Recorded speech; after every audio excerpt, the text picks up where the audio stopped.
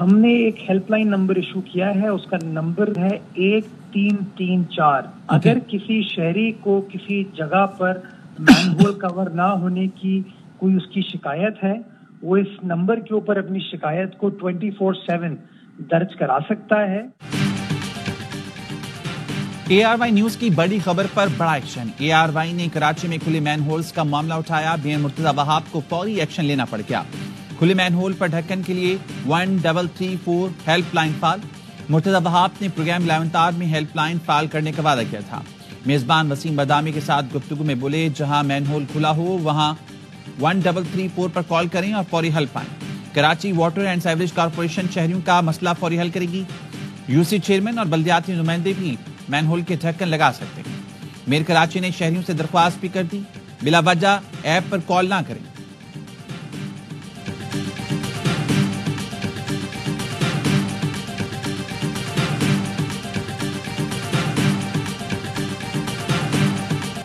قوم کا 4000 ارب روپیہ سالانہ ملی بھگت سے sales tax, ports, excise duty اور دیگر طریقوں سے ہڑپ کیا جا رہا ہے۔ موجودہ ٹیکس نظام سرمایہ کاری میں رکاوٹ ہے۔ ہمیں ٹیکس سلیب کم کرنے ہوں گے اور انشاءاللہ یہ وقت جلد آئے گا۔ وزیراعظم شہباز شریف کا کراچی پورٹ ٹرسٹ کی تقریب سے خطاب، کہا FPR اصلاحات کے نتائج سامنے آ رہے ہیں۔ وزیراعظم نے بجلی کی قیمتیں کم کرنے کے عزم کو بھی دہرایا، کہا وزراعلیٰ سندھ کو آفر دی ہے کہ ڈسپوز آپ لے لیں، ڈسپوز صوبوں کو دینے کے لیے تیار ہیں۔ وزیراعظم نے کسٹمز کلیئرنگ کے جدید نظام کا افتتاح کیا۔ پاکستان اسٹاک ایکسچینج میں تقریب سے خطاب میں کہا، وقت آنے پر IMF کو ہمیشہ کے لیے خدا حافظ کہہ دیں گے۔ معیشت آگے لے جانے کے لیے سرمایہ کاری چاہیے۔ پالیسی ریٹ میں مزید کمی کی گنجائش ہے۔ چاہوں گا شرح سود کم ہو کر 6% پر آ جائے۔ ترقی کا سفر شروع ہو گیا، معیشت دوبارہ اپنے پیروں پر کھڑی ہو رہی ہے۔ وزیراعظم دورہ کراچی مکمل کر کے اسلام آباد روانہ ہو گئے۔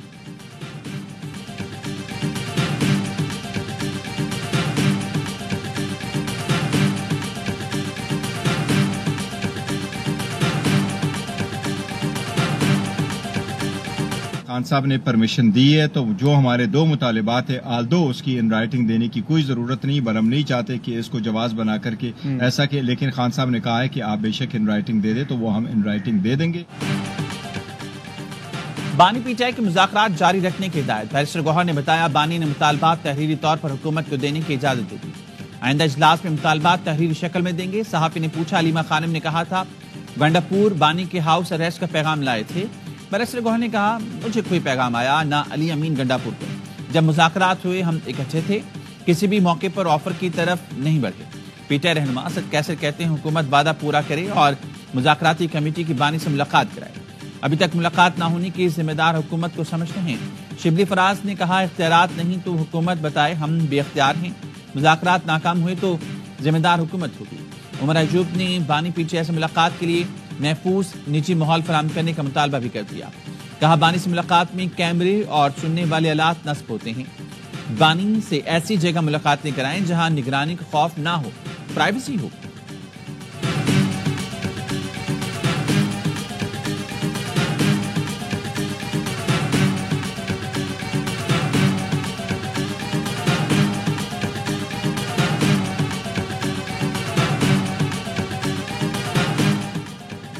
بانی سے ملاقات کرانا مینڈیٹ ہے، نہ ذمہ داری۔ میرا کام مذاکرات میں سہولت کاری ہے۔ PTI کی تنقید پر اسپیکر قومی اسمبلی سردار ایاز صادق کا جواب، کہ اسپیکر آفس سے رابطے پر مثبت جواب نہ دینے کے بیانات افسوسناک ہیں۔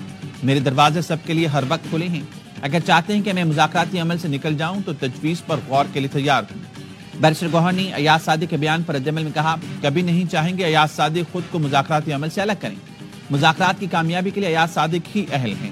بیرسٹر گوہر کا PTI رہنماؤں کے الزامات پر اظہار لا علمی، کہا، معلوم نہیں کن رہنماؤں نے اسپیکر کے خلاف بیانات دیے۔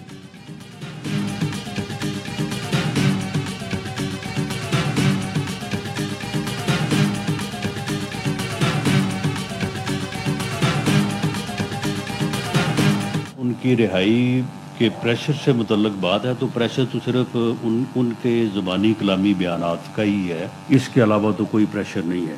آپس میں بھی جو ہے وہ یہ لڑ رہے ہیں، ایک دوسرے کے خلاف بھی جو ہے وہ سازش کر رہے ہیں۔ بانی PTI کی رہائی کے لیے کہیں سے کوئی دباؤ نہیں، یہ لوگ آپس میں لڑ رہے ہیں۔ علیمہ خانم کے بیانات انتشار پر مبنی ہیں۔ علیمہ خانم نے بانی PTI کے جیل میں رہنے کے سیاسی فوائد کی بات کی۔ جس جماعت کے لیڈر کو جیل میں رکھنے کی باتیں ہوں ان سے کیا توقع کی جا سکتی ہے؟ وزیراعظم کے مشیر رانا ثناءاللہ کے پریس کانفرنس کہا بانی پی ٹی آئی سے منسلک لوگ کسی بھی حد تک جا سکتے ہیں۔ پی ٹی آئی ہمیشہ سوشل میڈیا پر ملک مخالف مہم چلاتی ہے۔ پی ٹی آئی نے سوشل میڈیا کے پروپیگنڈے کی بنیاد پر بڑی جماعت بننے کا سفر طے کیا تھا۔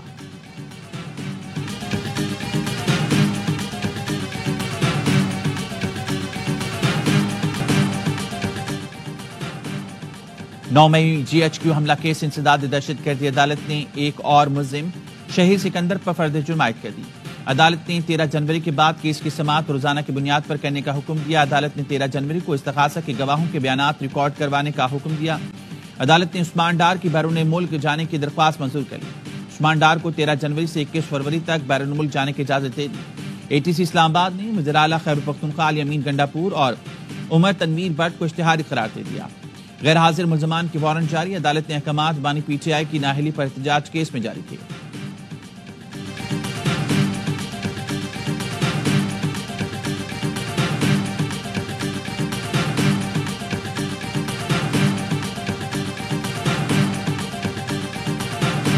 All about implementation and execution of the structural reforms, because this is the only way we are going to move forward, inshallah, from stabilization into sustainable growth.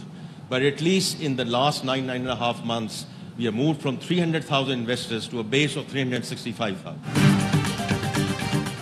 ہماری معاشی سمت درست اور سفر طویل ہے۔ آئی ایم ایف کے ساتھ معاہدے سے معیشت استحکام کی راہ پر گامزن ہوئی۔ وزیر خزانہ محمد اورنگزیب کا اسٹاک ایکسچینج میں تقریب سے خطاب، کہا معیشت کا پہیہ چلانے کے لیے توانائی کے شعبے میں اصلاحات ناگزیر ہیں۔ خسارے میں چلنے والے سرکاری اداروں میں بھی اصلاحات لا رہی ہیں۔ نائب وزیر اعظم ساغدار نے کہا ملک کی سفارتی تنہائی ختم ہو چکی، بیرونی سرمایہ کاروں کا پاکستان پر اعتماد بڑھ رہا ہے، دن رات محنت کر کے ترقی کریں گے۔ پاکستان پر 130 ارب کا قرض بہت بڑا نہیں، پاکستان میں متبادل مارکیٹ بنانی ہے جو اب تک ہم نہیں بنا سکے۔ امریکہ، برطانیہ اور جاپان نے متبادل مارکیٹ تخلیق کی، اس لیے آئی ایم ایف انہیں ڈکٹیٹ نہیں کر سکتا۔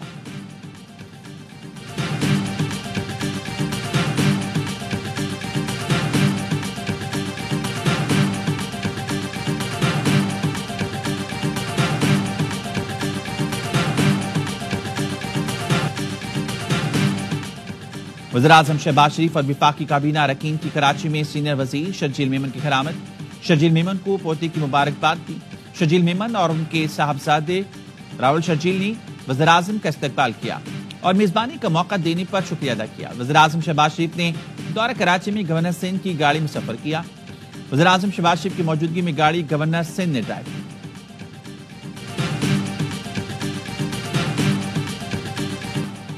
کرک میں شہید 3 جوان آبائی علاقوں میں فوجی اعزاز کے ساتھ سپرد خاک۔ نماز جنازہ میں پاک فوج کے سینئر افسران، جوانوں، لواحقین اور عمائدین علاقہ کی بڑی تعداد میں شرکت۔ تینوں جوان 6 اور 7 جنوری کو دہشت گردوں سے بہادری سے لڑتے ہوئے شہید ہوئے تھے۔ شہید لاس حوالدار عباس علی کا تعلق ضلع خزر، شہید نائک محمد نذیر کا ضلع اسکردو اور شہید نائک محمد عثمان کا تعلق ضلع اٹک سے تھا۔